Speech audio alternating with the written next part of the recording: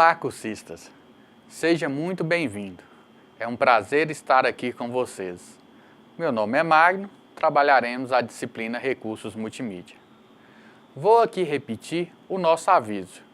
Peço que em nossas aulas vocês estejam munidos de papel e caneta para quando surgir alguma dúvida, vocês anotem e depois apostem no nosso Fórum Tira Dúvidas.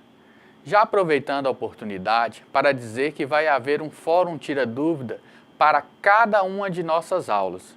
Então postem as dúvidas no fórum pertinente à aula.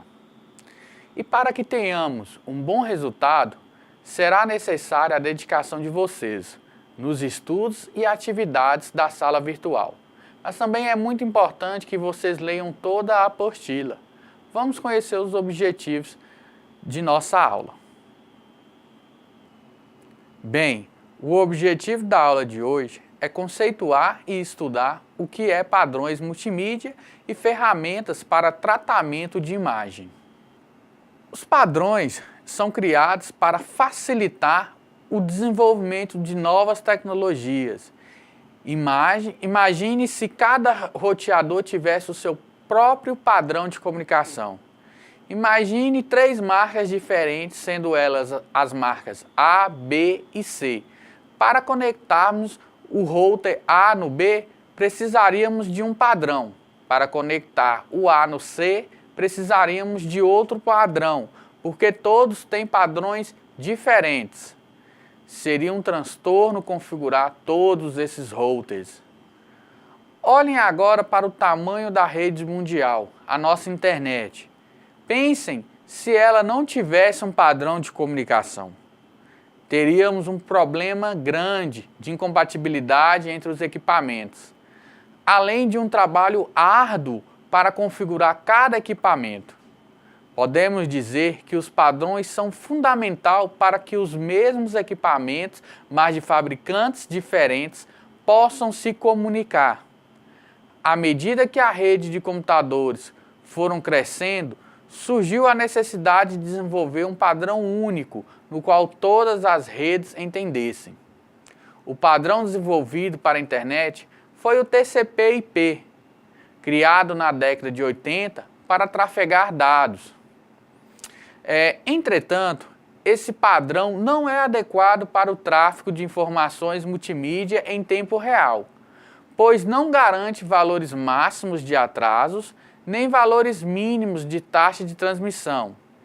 Itens fundamentais para uma comunicação multimídia de boa qualidade. Vocês lembram que a arquitetura TCP/IP possui 4 camadas e que dessas 4 existe uma camada chamada aplicação? Então, na comunicação multimídia, a camada de aplicação possui 2 funções. A função de tratamento dos dados multimídia e controle de transmissão. No decorrer da nossa aula, vamos abordar mais sobre essas 2 funções. Pessoal, para facilitar o nosso entendimento, gostaria de registrar que toda vez que estou falando de padrões e protocolos, estou falando na mesma coisa. Vamos tratar aqui padrões e protocolos como sinônimos, ok? Vamos seguir com a nossa apresentação. Relembrando, as camadas da arquitetura TCP/IP da internet são aplicação, transporte, rede, interface de rede e padrões da rede física, que não é especificado na arquitetura. Dependendo do autor, esses nomes podem mudar. O Turnbull diz que a arquitetura TCP/IP tem camada de aplicação, transporte, internet e enlace. Para nós, o importante aqui é saber que são 4 e que na camada de aplicação, a camada de aplicação possui 2 funções. São elas tratamento dos dados multimídia e controle da transmissão. O tratamento dos dados multimídia é feito pelos codecs. Como já disse em outra aula, que os codecs são algoritmos que realizam a codificação e decodificação das mídias e são normalmente chamados de encoders e decoders. já estudados na aula 2 desse curso. Já o controle da transmissão pode ser executado por arquiteturas abertas, como H.323 e o SIP, ou por arquiteturas proprietárias. Ainda nessa aula, estudaremos o H.323 e o SIP. Na camada de transporte da internet, temos alguns protocolos para dar suporte à camada de aplicação. São eles TCP, UDP e SCTP. Acredito que já conhecem esses protocolos da disciplina de redes de computadores. O TCP é um protocolo que oferece um serviço confiável, ou seja, ele garante que a informação enviada será completamente recebida, sem erros e em sequência. Para garantir essa confiabilidade, o TCP retransmite as informações perdidas ou corrompidas. Essa retransmissão não é adequada para as comunicações multimídia em tempo real, tendo em vista que geram atrasos. O tempo é o fator mais importante em uma comunicação em tempo real. Para esse tipo de fluxo, a perda de informações, alguns pacotes, é tolerável, desde que o atraso e a variação de atraso fiquem em níveis aceitáveis. Lembrando que a variação de atraso é o nosso jitter.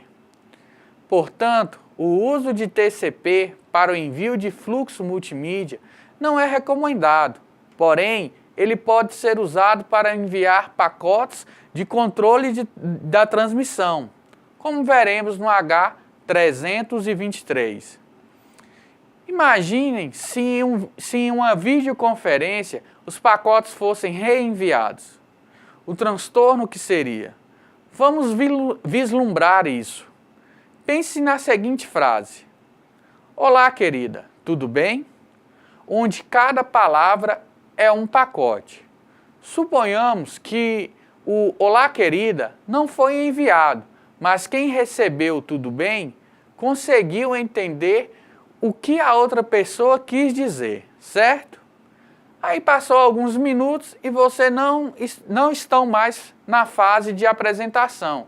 Estão falando de outra coisa e de repente chegam os pacotes. Olá, querida. Aconteceu a retransmissão de pacotes.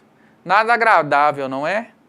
Voltando ao nosso TCP, ele é um protocolo que oferece um serviço confiável, ou seja, ele garante que a informação enviada será completamente recebida, sem erros e em sequência. Para garantir essa confiabilidade, o TCP retransmite as informações perdidas ou corrompidas. Como ele retransmite, não é uma boa ideia usar ele em uma videoconferência. Outro fator desfavorável do TCP é que ele não suporta comunicações multicast. O que é comunicação multicast? Acertou quem disse de um para muitos, como uma transmissão de TV, que é de uma empresa para muitos usuários. O SCTP é um protocolo de transporte parecido com o TCP, pois garante a confiabilidade dos dados, o que não é adequado para a comunicação multimídia. Porém, a extensão PRSCTP oferece um serviço de comunicação parcialmente confiável, que possibilita a transmissão de informações multimídias sensíveis ao tempo. O problema é que o SCTP também não suporta a comunicação multicast. O SCTP também não resolve nosso problema. E o UDP? O UDP não oferece qualquer mecanismo de controle de erro nem de controle de fluxo. Não sendo orientado à conexão, assim, ele não causa nenhum overhead.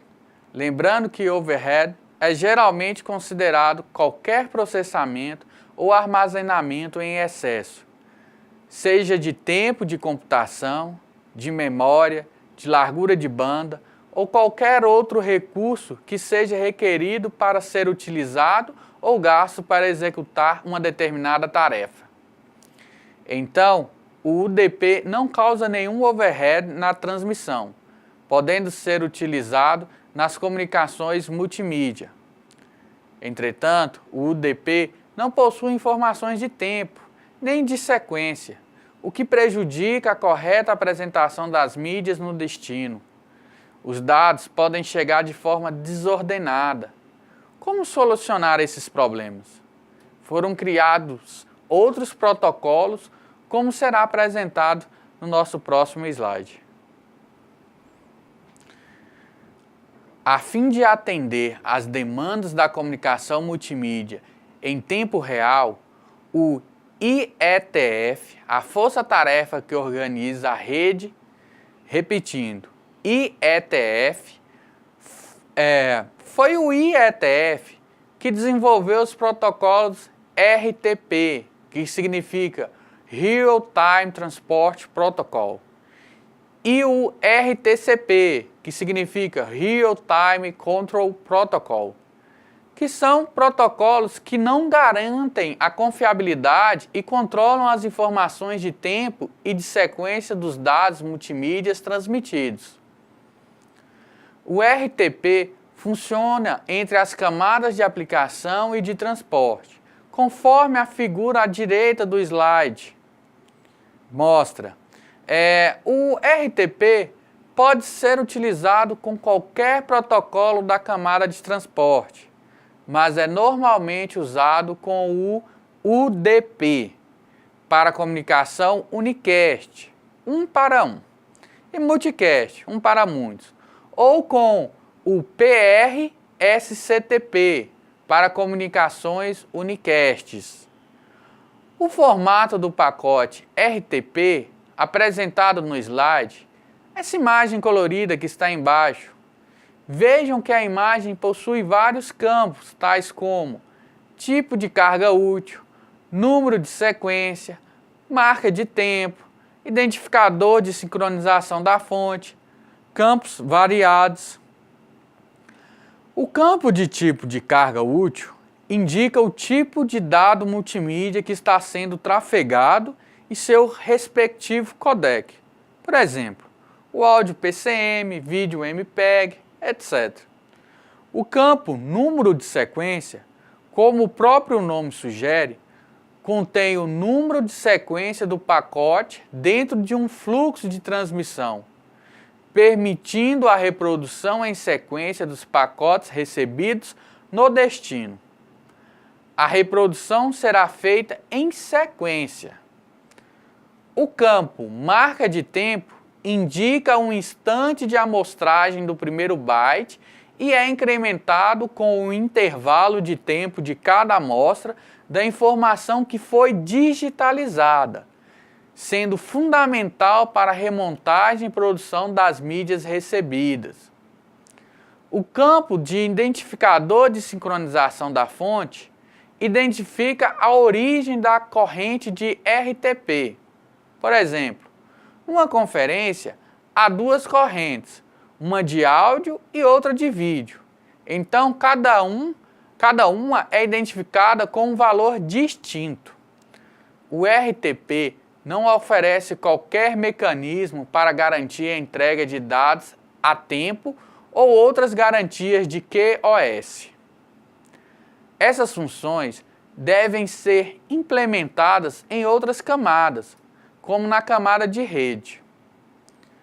O RTCP é um protocolo de controle que trabalha em conjunto com o RTP, para fornecer um feedback da qualidade da comunicação e para que os participantes de uma comunicação multimídia possam se adaptar dinamicamente a problemas na rede.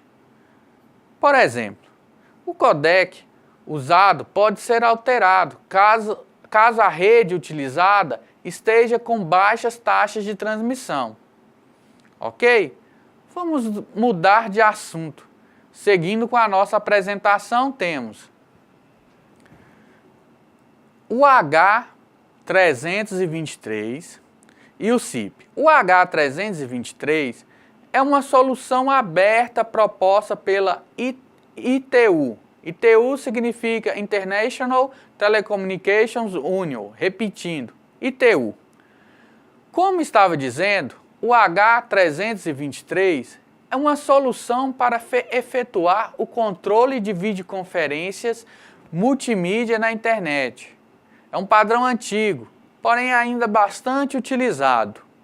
O padrão H323 estabelece padrões para codificações, os codecs, transmissão, controle e decodificação do fluxo de dados convencionais, de áudio e de vídeo, garantindo que equipamentos de fabricantes diferentes consigam se comunicar.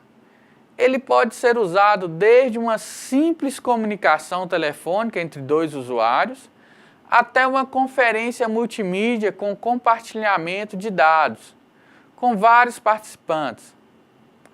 Ele é muito utilizado em aplicações de VoIP, videoconferência, ensino à distância, entre outros.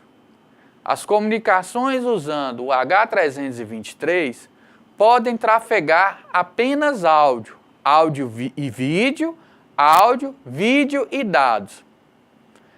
A arquitetura SIP também é uma solução aberta para comunicações multimídias pela internet, porém foi proposta pelo ITF, que eu já disse que significa Força Tarefa de Engenharia da Internet, repetindo, IETF.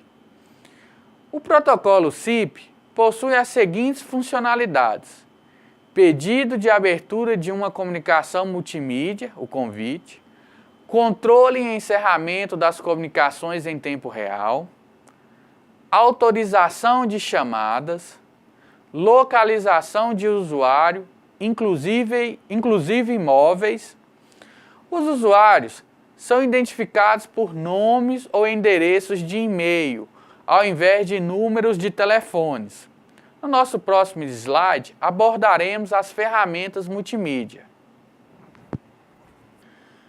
O menor elemento de uma imagem é o pixel, e o conjunto de pixels da imagem é chamado de bitmap. Uma imagem digital consiste de N linhas com M pixels em cada linha. Repetindo, uma imagem são representadas por linhas e cada linha contém, uma quantidade X de pixel. E a foto? Uma foto é uma imagem bidimensional, capturada de uma cena do mundo real. Até agora nada de novo, certo? A captura da imagem é feita através de uma câmera que converte o sinal de brilho em um sinal elétrico. O primeiro passo é amostrar e depois digitalizar esses sinais. O segundo passo é a representação das cores.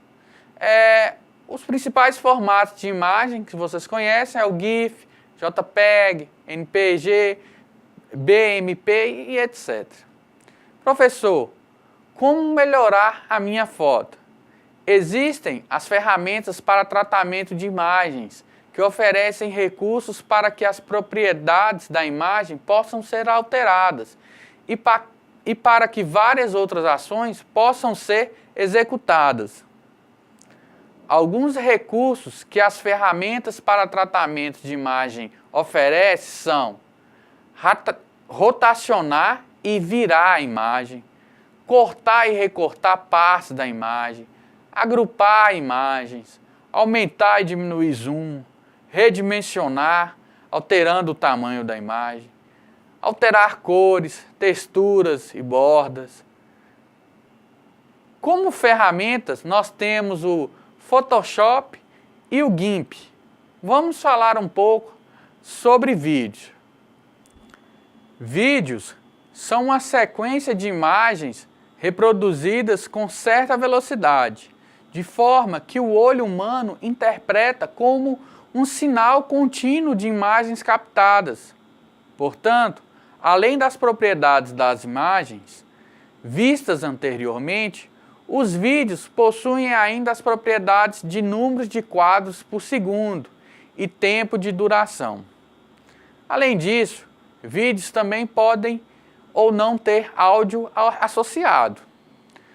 As ferramentas de vídeos oferecem funções como criação de clipes de fotografias, retirada ou inserção de quadros, retirada ou inserção de áudios ou legendas, concatenação ou divisão de arquivos de vídeo, criação de efeitos especiais, etc. Vamos falar um pouco sobre animação. A animação é o processo de animar, de dar vida, gerando efeitos visuais que podem ter os seguintes atributos: posição, forma, cor, transparência, estrutura e textura de um objeto, mudança de iluminação, posição da câmera, orientação e foco. Um desenho ou a foto de um objeto pode ser a base para a construção de uma animação. Esses desenhos ou foto pode ser gerado digitalmente ou digitalizado a partir de um mundo real. A partir disso, são geradas as mudanças que acarretarão nos efeitos visuais. Já viram aquele efeito de colocar várias imagens juntas e quando passadas rapidamente parece que estão em movimento? Como a pessoa da imagem do slide está fazendo? Isso é um exemplo de animação. Se comparada com as técnicas de hoje, é bem antigo. Vamos falar agora um pouco sobre a web. A web, quando surgiu em 1989, era um conjunto de arquivos, normalmente de texto, com no máximo algumas imagens. De lá para cá, muita coisa mudou, principalmente a forma e os objetos dos conteúdos web. Atualmente, as páginas web estão cada vez mais com um design atrativo e interativo, repletas de informações multimídia, enriquecendo a experiência do usuário. Pessoal, vou ficando por aqui. Agradeço o comprometimento de todos com a disciplina e me coloco à disposição para sanar eventuais dúvidas. Muitíssimo obrigado. Até mais. Fiquem com Deus.